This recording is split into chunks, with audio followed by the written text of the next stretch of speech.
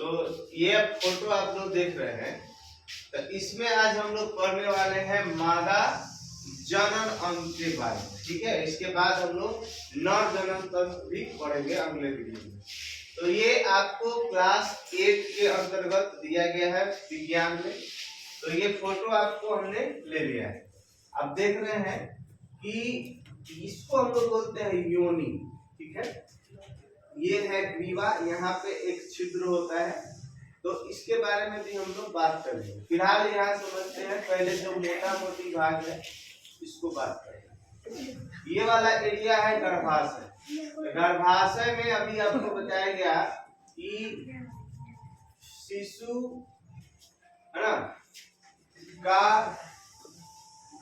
विकास या शिशु विकसित होता है, ऐसे लिख सकते हैं, विकसित होता है। ठीक है, अब जो हम लोग पढ़े थे इसके पहले कि अंडाणु प्लस शुक्राणु, ये मिलने से जनन होता है। तो मादा में अंडाणु बनता कहाँ है? तो ये एक एरिया लिखा है ना, इसको हम लोग बोलते हैं अंडाशय।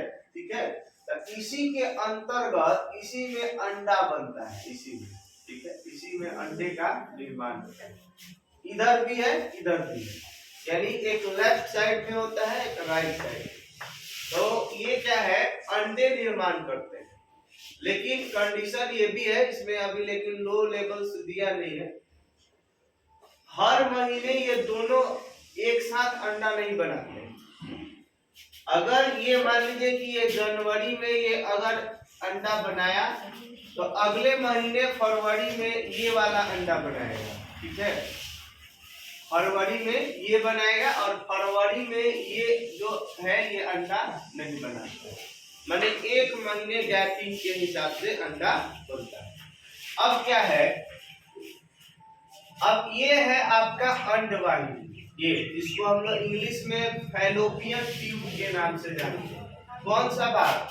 ये जो अंडा के ऊपर एक ऐसे कैप जैसा ऐसा लगा है और ये ऐसे आया है ना, इसको बोलते हैं अंडवाहिनी। ये वाला था, ये पाइपलाइन है ऐसे। तो जब अंडा इसमें से निकलता है तो इसमें एक अंडा धीरे धीरे इसके द्वारा पकड़ के इसमें अंदर अंडा आगे की तरफ बढ़ते जाता है। बात समझ में नहीं आ रहा है तो हम समझा देंगे। ये एक ऐसे प्रोजेक्शन पे रहता है, इससे अंडा जब निकलेगा तो ये इसको पकड़ के और धीरे धीरे अंदर की तरफ अंडा ये बढ़ते जाता है और ये यहाँ आके रुका रहता है फैलोपियन ट्यूब में। ठीक है, और इसके अंदर फैलोपियन ट्यूब के अंदर परस जैसा ऐसे ऐसे दांत के समान उंगली जैसा रहता है। और जब ये अंडा इस पे आएगा ना, तो ये इसी के ऊपर इसको बोलते हैं ना, इसको आगे बढ़ाते बढ़ाते इसे दांत, जैसे ब्रश है, ब्रश को ऐसे करते हैं तो कैसे आगे पीछे करता है, तो वैसे ही ये अंडा को क्या करता है, आगे धकेलते जाता है। और ये रहेगा कहाँ पे? फैलोपियन ट्यूब में। ठीक है, अब क्या है कि शुक्राणु जब पहुंचेगा तो शुक्राणु पहुंचता है शारीरिक संबंध द्वारा। तो शुक्राणु इस रास्ते से, शुक्राणु जो है इस रास्ते से आगे की तरफ बढ़ता है, ऐसे आते हुए अब ऐसे जाता है। ठीक है, ऐसे शुक्राणु बढ़ता है और ये एक बार में कई करोड़ों शुक्राणु होते हैं, कई करोड़। ठीक है, और जब ये शुक्राणु जाके अंडे से मिलता है तो आपको बताया गया कि निषेचन होता है, यानी शुक्राणु अंडाणु जब मिलेंगे तो ये होता है निषेचन। तो अब क्या है कि एक साथ तो कई लाख शुक्राणु जाते हैं। ठीक है, लेकिन सभी शुक्राणु निषेचित नहीं करते, मात्र एक शुक्राणु चाहिए। यानी जनन होने के लिए मात्र एक शुक्राणु का है, समझ गए? बाकी सब जो है शुक्राणु खत्म हो जाता है, नष्ट हो जाता है, मर जाता है, आप जो समझ। तो इसमें भी कंपटीशन, जो शुक्राणु पहले पहुंचेगा अंडाणु के पास वही विजेता होता है, या कह सकते हैं कि वही अंडाणु को निषेचित करेगा।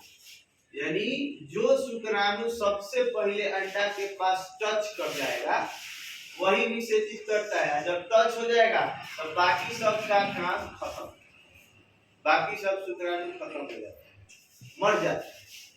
ठीक है, तो क्या है, अब ध्यान ये देना है कि आपको बताया गया कि अगर जनवरी में इधर अंडाणु बना तो अगले महीने इधर बनेगा। तो मान लीजिए जनवरी में इधर शुक्राणु बना, तो अगर शुक्राणु अब इस तरफ जाएगा जो शुक्राणु, तबे ना इस अंडे को निषेचित करेगा। अगर इस तरफ जाएगा इस तरफ तो अंडाणु है ही नहीं है, तो निषेचन होगा क्या? नहीं। बात समझ गए? तो कभी कभी क्या होता है ना कि निषेचन नहीं होने से जनन नहीं होता है। जनन का मतलब बच्चे का, संतान की उत्पत्ति होने का प्रोसेस नहीं होता है, समझ गए? तो ये आपका ये इसमें क्लास 8 में आपको ज्यादा डीपली क्या बोलते हैं, डीपली नहीं दिया है। ठीक है, तो आपको फिलहाल ये फोटो बनाना है जिसमें आप योनि, वीवा, यानी यहाँ पे जो भाग होता है इस भाग को हम लोग बोलते हैं वीवा, इंग्लिश में इसको बोलते हैं सर्विक्स। ठीक है, और ये है गर्भाशय। और जब निषेचन हो जाएगा, मान लीजिए फैलोपियन ट्यूब में यहाँ निषेचन हो गया, तो ये धीरे धीरे ये जो है आगे की तरफ बढ़ते बढ़ते आके ये अंडाशय, ये गर्भाशय में यहाँ एक जगह स्थिर हो जाता है, और यहीं पे धीरे धीरे ये क्या होगा, विकसित होता है, और धीरे धीरे इसमें क्या होता है, एक शिशु का विकास होने लगता है। इसी के अंतर्गत इसमें एक शिशु का विकास होता है। यही है इसका प्रोसेस, और इस तरह से आपका निषेचन क्रिया समाप्त हो जाता है। तो आपको कोई डाउट होगा तो अवश्य ही आप बताएंगे। ठीक है।